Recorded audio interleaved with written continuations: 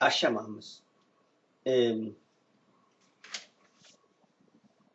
Asirratti akkuma jedhee maal jedhee firee naaf galeera jira naaf galeera jedhee achirra immoo ani hin beeku jedhee dhaabbate achimmoo dhiifama gaafate dhiifama wayii gaafate maaliif waa dogoggora wayii godhe ta'a yeroo conversation yookaan dubbii haasawa keessatti jechuudha. Kuni nuuf galee miti amma tarkaanfii gara fuulduraatti gooneetu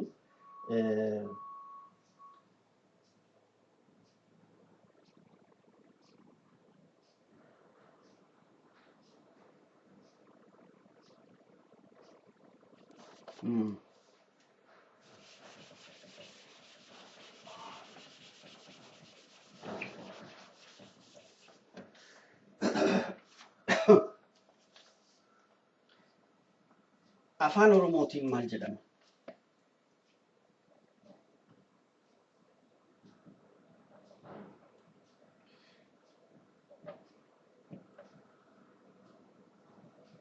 Afaan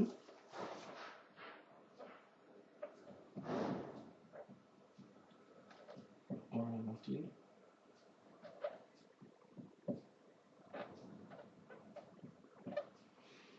Afaan Oromootiin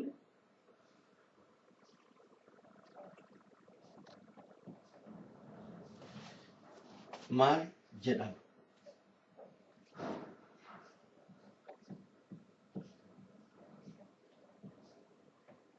Maal jedhama?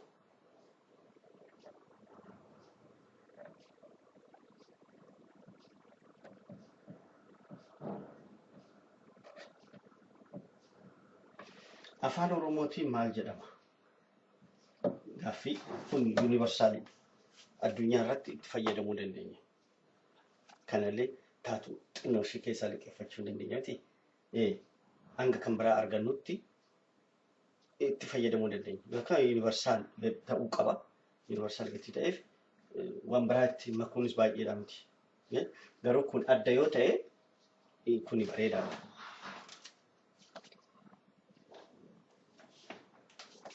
Jechi kun afaan Ingiliziitiin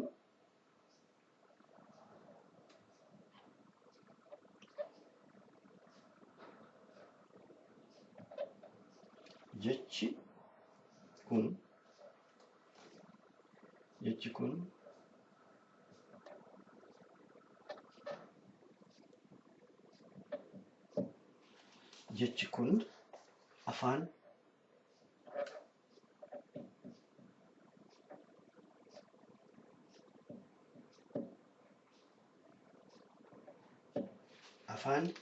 Ingiliziitiin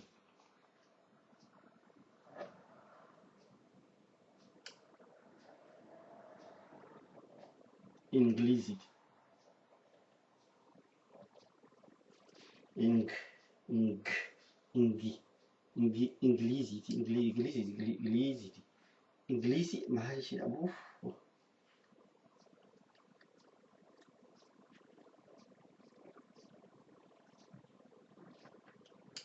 Ingilizii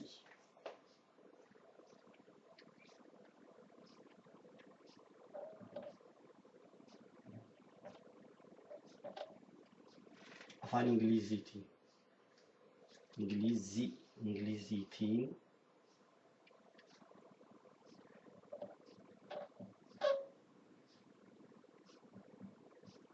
afaan Ingiliziitiin maal jedha maal jedha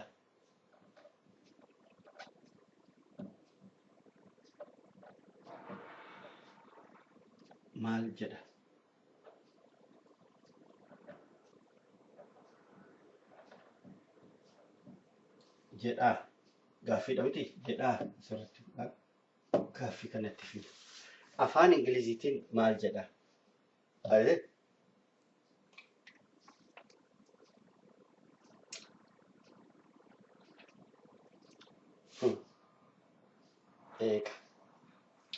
afaan Ingiliziitiin maal akka jedhu hin beeku.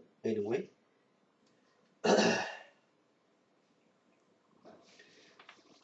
achirraa dhufeetu biyyi kee eessa jedhee gaafatee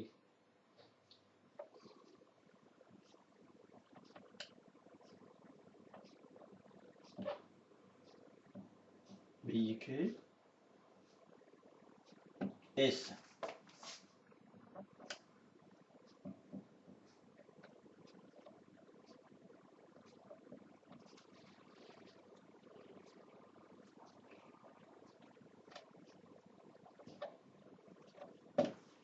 Biyyi kee eessa?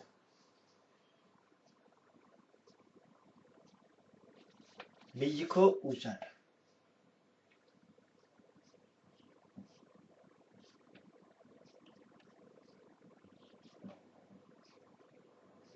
Biyyi koo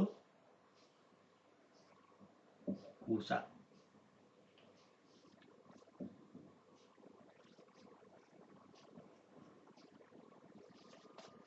USAdha jedhee deebise. USA jechuun beektooti USA USA. Akka waliin bakka. USAdha jedheen. Haa ta'u nama baay'eef baay'ee nama dinqisiisa. Biyyi kee eessa jennaan biyyi koo USAdha jedhee USA jechuun maal jechuudha? Jee deebiin moo gaafachuu ni mala. USA jechuun USA afaan Ingiliziitiin seekan nuti immoo gabaabumatti USA jennee barreessina jechuudha. Afaan Oromootiin akkasitti barreeffama. Okay. Barreessisan miti? Haa ta'u jedha.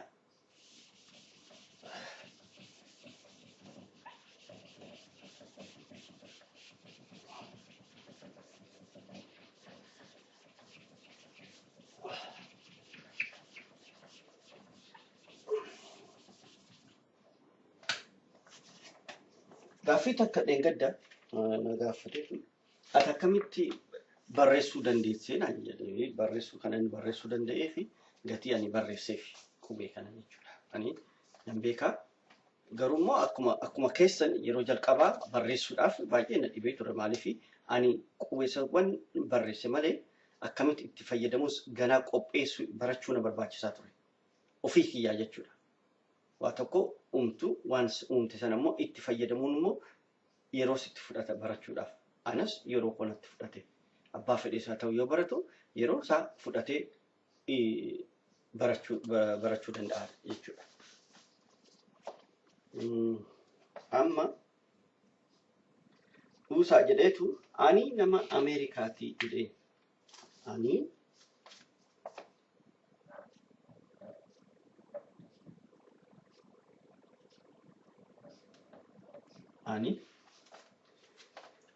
nama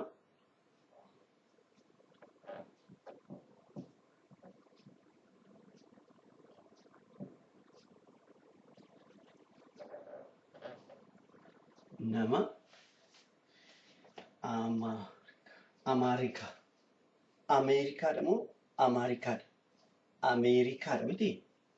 Ameerikaadha. Akkanatti fakkaatus Ameerikaadha.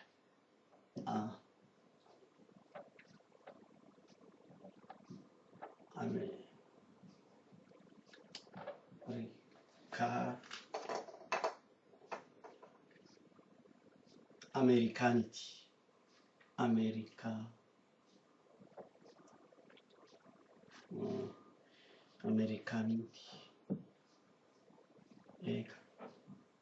Ani nama Ameerikaaniti jedhee deebii kenna biyyi keessaa ani USAdha jedha. Achirraa immoo ani nama Ameerikaati. Eessa jiraatta jedhee gaafate.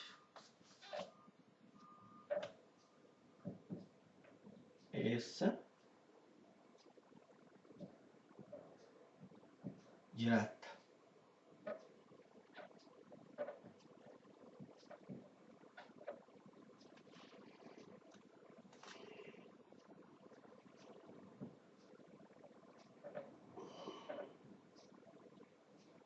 Eessa jiraata jedhee gaafate.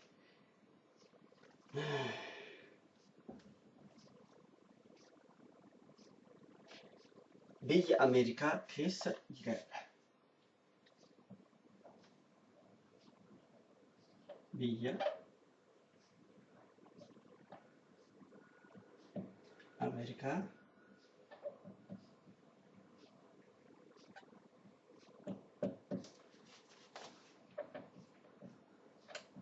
Ameerikaa biyya Ameerikaa keessa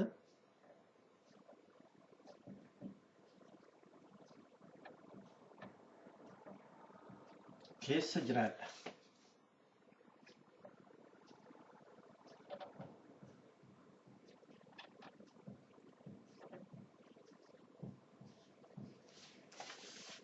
Biyya Ameerikaa eessa jiraattaa jedheen biyya Ameerikaa keessa jiraadha.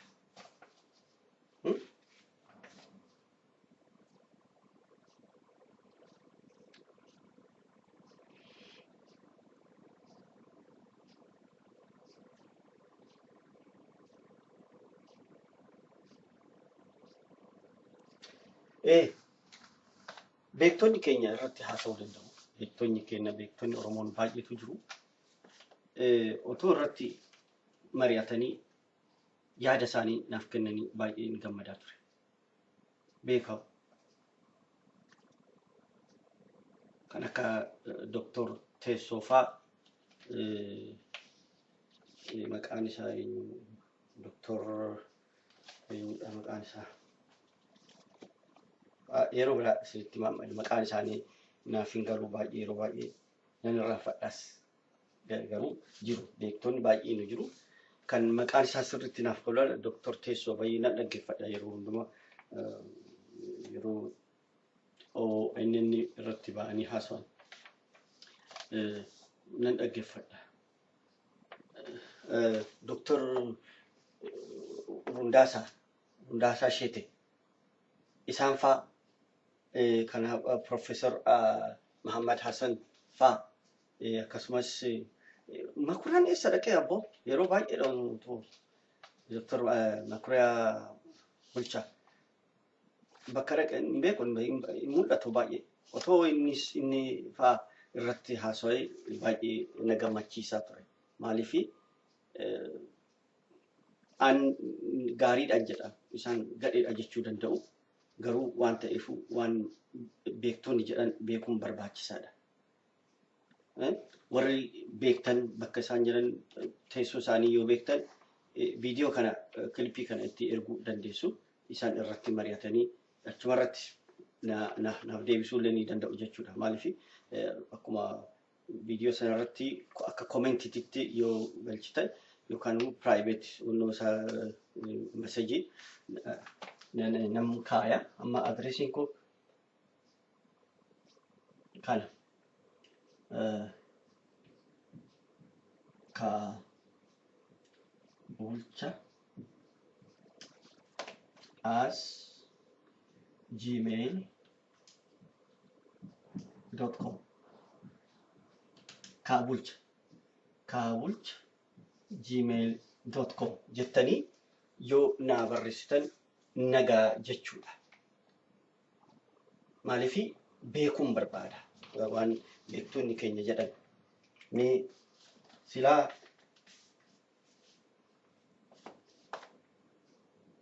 warri waa yaaduu hin dandeenye waan ofii isaaniitii waa yaaduu hin dandeenye waa baay'ee jedhanii isaan dhaggeeffadhee jira. Amma namoota beekanirraa waa dhaggeeffachuun barbaada. Kanaafan jedha. Galatooma.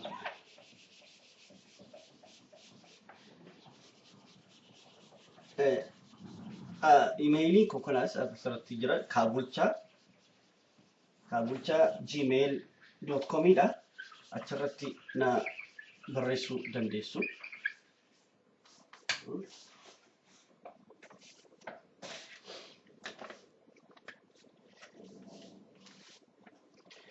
Warri na tuffatan natti himanii jiru. Namoota beektota keenya keessaa immoo namni qalbii koo ol kaasu jiraachuu ni danda'a. Maaliif ilmi namaa hundumtu tokko miti. Garaagarummaa qaba. Akkuma sammuu isaa, akkuma fuula isaa garaagarummaa qaba. Yaadni isaas garaagara.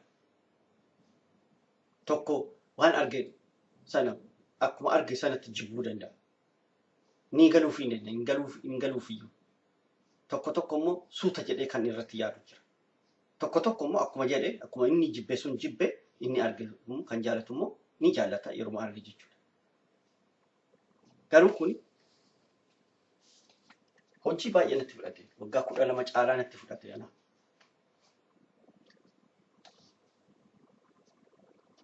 Umrii kootti fudhate. Qarshii takka ittiin baasne garuu umrii kootti fudhate jechuudha. Afaan kootiif jedhe. Afaan Oromoo. Afaan jechuun eenyummaa saba tokkoo kan itti ibsu jechuudha. Afaan yoo afaan Oromoo jedhanii ana na waamaa jiran jechuudha. Oromummaa koo himaa jiran. Afaan Oromoo yoo jedhu eenyummaa koo himaa jira jechuudha. Otoo namni tokko hin gaafatin. Kanaaf biyyi keenyas biyya Oromiyaa akka jedhamtu kan barbaachisaa ta'e. Sabni keenya Oromoo kush keessa akka Oromoo jedhamee moggaasames kanaaf. Oromoon bakka bakkatti hin oolaa. Beektuu gara Naajeeriyaa kana keessa sabni tokko jira kan Fulaanii jedhaman. Isaan Oromoodha. Kushi sanyii keenya keessa dur yeroo Oromoon dhiyaarraa kaatee gara bareetti deemtu sanatti garas deemaniitu achumaan yeroo isaanii dabarsanii achumatti hafanii achitti Naajeeriyaa kan jedhamtu sun immoo biyyi dhufee biyyi dhalatee sabni wal ga'an. Achuma Naajeeriyaa keessatti Oromootu jira. Fulaanii jedhaman. Beektu sinu. Warri Fulaanii kan jedhaman suni hanga Laayiberiyaa ga'u gara Senegaalitti dhiyaatu. Bal'ina baay'ee guddaa qabu. Isaantu Oromoodha. Oromoon bakka hundumaa jiru. Gara Keeniyaa yoo deemtan gara gadii Ormaa jedhamu sunis Oromoodha. Gara Masraa otoo deemnes Masraa keessa jiru. Maaliif beektu yeroo piiraamiidiin sun ijaarame Oromoonni injiineerri Oromoonni achi keessa jiru ture.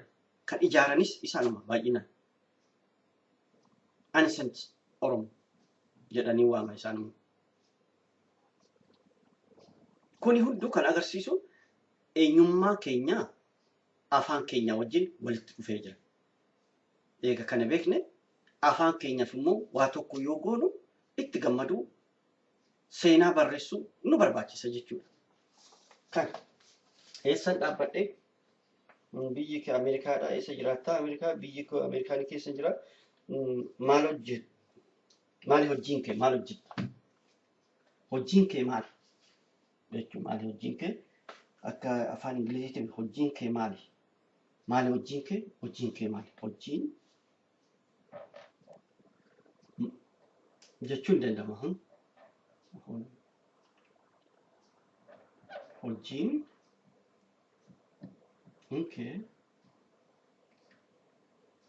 hojiin kee maalidha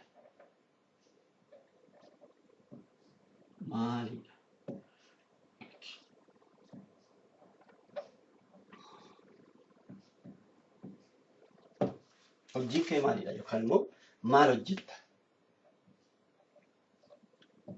maal hojjetta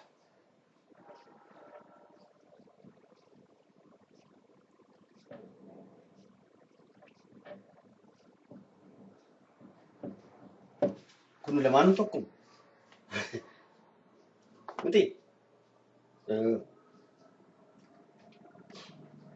haa ta'u oduu sirriitti hin baay'isu namoonni barachaa jirtan itti fuufaan jedha hiriyoota keessanii wajjinis qooddadha wal jajjabeessaa mee boru iftaan waggaa biraa waggaa dhufu waggaa 2 waggaa 3 keessatti isin barattanii ijoollee keessan barsiistanii achi qubee kanan barachuu yoo kaatanii ani gammachuu guddaatu natti dhaga'ama maaliif hojiin kiyyallee akkasumatti badee hidhafni jechuudha galatoomaan jedha lapheedhaa isin galatoomfadha rabbi umrii keessan haa dheeressu jiraadhaa yaa Oromoo nagaan tura